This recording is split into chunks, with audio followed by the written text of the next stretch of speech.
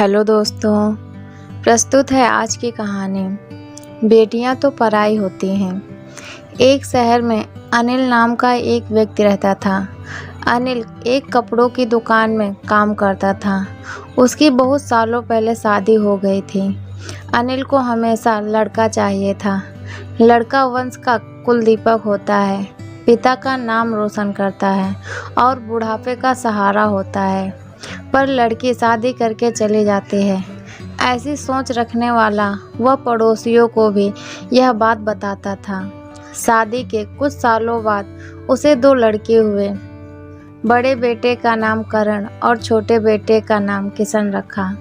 बाद में कुछ सालों बाद उसकी पत्नी का निधन हो गया। उसके बाद उसने उन दोनों बेटों का ख्याल रखा। समय बीता और उसके दोनों बेटे बड़े हो गए और अब दोनों बेटे नौकरी कर रहे थे। दोनों की शादी भी हो गई। शादी होने के बाद भी वह सब एक साथ ही रहते थे। कुछ साल एक साथ खुशी में गए, लेकिन कुछ समय बाद दोनों भाई एक दूसरे से झगड़ा करने लगे। दोनों बहुओं में छोटी छोटी बातों पर मतभेद होने लगे। यह सब देखकर अनिल को बहुत बुरा लगता था। अब दोनों ने अलग रहने का निर्णय कर लिया और वह अलग हो गए। फिर पिताजी का ख्याल कौन रखेगा, ऐसा सवाल पूछा गया। दोनों बेटे एक एक महीना संभालने का तय किया। अनिल एक बेटे के साथ 1 महीने के लिए रहने लगा, फिर दूसरे बेटे के पास 1 महीने, ऐसा उसका बंटवारा हुआ। पर जैसे जैसे वक्त बीतता गया वैसे वैसे बहुओं और बेटों में अनिल को लेकर झगड़ा होने लगा। दोनों बेटों के घर में झगड़े का कारण अनिल रहने लगा। यह बात अनिल को अच्छे से समझ आ गई थी। अब अनिल को पुरानी यादें याद आने लगी थी। उसने जिंदगी में कितनी बड़ी गलती की थी, यह उसे अब समझ में आ रही थी। पर अब इसका क्या फ़ायदा। आखिर दोनों बेटों ने पिताजी को वृद्धा आश्रम भेजने का निर्णय कर लिया। एक दिन दोनों ही पिताजी को वृद्धा आश्रम में लेकर गए। वहां जाने पर सभी औपचारिकता पूरी करके पिताजी को मिलकर वह दोनों अपने अपने घर वापस चले गए। बेटों के घर जाने के बाद अनिल बहुत रोने लगा। उसके बाद में कई लोगों ने उसे समझाया, पर वह बहुत दुखी हो गया था। अनिल को वृद्धा आश्रम आकर 8-10 दिन हो गए थे। वह किसी से भी बातचीत नहीं करता था और एक पेड़ के नीचे बैठकर विचार में मग्न रहता था। वहाँ के लोग उसे पूछते थे, पर उसने किसी को भी कुछ नहीं बताया। कुछ दिनों में वह एक व्यक्ति से थोड़ा बहुत बोलने लगा। बाद में दोनों में एक अच्छी दोस्ती हो गई। एक दिन वह दोनों बैठे थे, तब वह व्यक्ति अनिल को अपनी कहानी बताने लगा। वह बोला कि मुझे एक ही बेटा है। वह मेरे साथ छोटी छोटी बातों पर झगड़ा करता था। इस बात से मैं बहुत ऊब गया था। उस वजह से मैंने वृद्धा आश्रम में रहने का निर्णय कर लिया। मुझे कभी कभी लगता था कि मुझे बेटे के साथ एक बेटी भी होती तो कितना अच्छा होता। कदाचित आज वह मेरे बुढ़ापे की लाठी बन सकती थी। उसका बोलना सुनकर अनिल और ज़्यादा दुखी हो गया और वह बहुत गहरे विचारों में खो गया। अनिल को दुखी अवस्था में देखकर उसके दोस्त ने पूछा, आप क्या सोच रहे हो? आपके सामने देखो, दिखने वाले 2 व्यक्तियों में से एक हमारे वृद्धा आश्रम के मालिक हैं। उनका नाम सेठ कैलाश है और दूसरी ओर उनकी बेटी है, उसका नाम आराध्या है। वृद्धा आश्रम का सारा काम उनकी बेटी संभालती है। कैलाश सेठ, इनको एक मात्र बेटी थी। बेटी माँ और पिताजी से बहुत प्यार करती है। उतना ही प्यार वह वृद्धा आश्रम के हर व्यक्ति से करती है। अनिल सिर्फ उसकी तरफ देखता ही रह गया और उसका मन और भी ज़्यादा दुखी होने लगा। रात होने लगी थी। हर एक वृद्धजन अपने अपने रूम में जाने लगे। अनिल भी अपने रूम में जाता है और रात का खाना जल्दी खाकर सब लोग सो जाते हैं। अनिल को उसका भूतकाल याद आता है। अनिल की शादी होने के बाद उसे पहली बेटी हुई थी। उस वक्त उसे बहुत गुस्सा आया था। पत्नी के मना करने के बाद भी गुस्से में उसने बेटी को उठाया और दूर जाकर वहां छोड़ आया। पर अब पश्चाताप करने के सिवा रास्ता भी नहीं था। अनिल को रात भर नींद नहीं आई। दूसरे दिन वृद्धा आश्रम में एक छोटा सा प्रोग्राम था।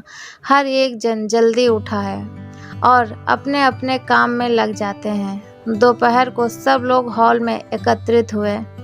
कैलाश सेठ और आराध्या भी आए। वहाँ पर प्रोग्राम चालू था। तब कैलाश सेठ का ध्यान 2-3 बार अनिल की तरफ गया।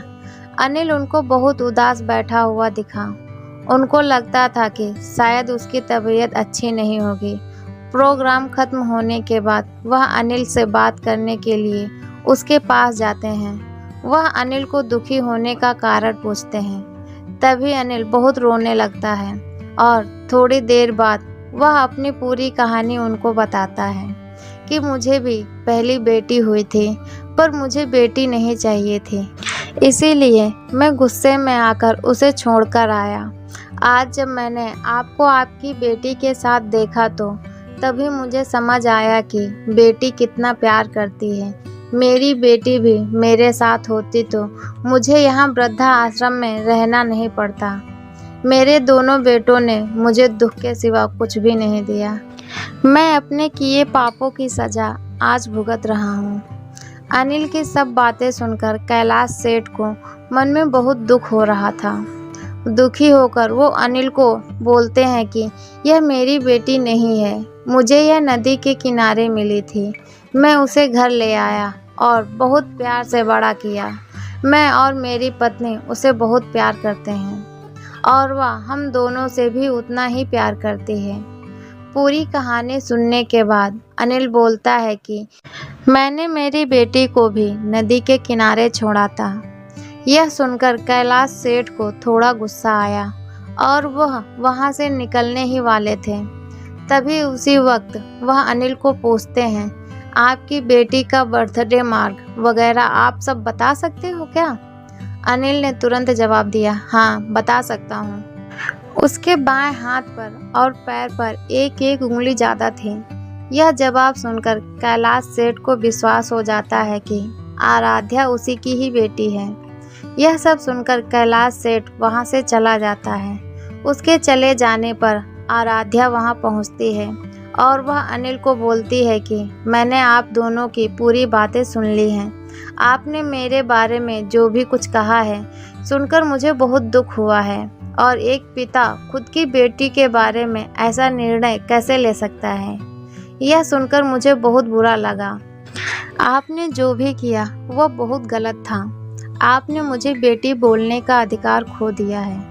मैं आपकी बेटी होकर भी आप मुझे रास्ते में छोड़कर चले गए थे और मैं उनकी बेटी न होते हुए भी उन्होंने मुझ पर जान निछावर कर दिया। इसीलिए वही मेरे सच्चे माता पिता हैं। आप इस वृद्धा आश्रम में रह सकते हैं, पर आज आपने जो उनके सामने बोला है वह फिर से कभी मत उनके सामने बोलिएगा, क्योंकि आज तक मैंने उनको इतना दुखी कभी नहीं देखा। इतना बोलकर आराध्या वहाँ से चली गई। अनिल सिर्फ आंखों में आंसू लाकर उसकी तरफ देखता रह गया और अपने नसीब को दोष देता रहा। दूसरे दिन सुबह किसी को भी न बताते हुए अनिल वृद्धा आश्रम छोड़कर चला गया। तो दोस्तों, कैसी लगी ये मेरी कहानी? अगर अच्छी लगी है तो प्लीज़ वीडियो को लाइक करें, शेयर करें और हमारे चैनल को सब्सक्राइब करें। इस कहानी को लेकर आपकी क्या राय है? क्या बेटियां सच में बोझ होती हैं? ऐसी छोटी सोच रखने वालों के बारे में आप क्या कहना चाहेंगे? कमेंट करके हमें ज़रूर बताएं। कहानी पूरी सुनने के लिए आपका बहुत बहुत धन्यवाद।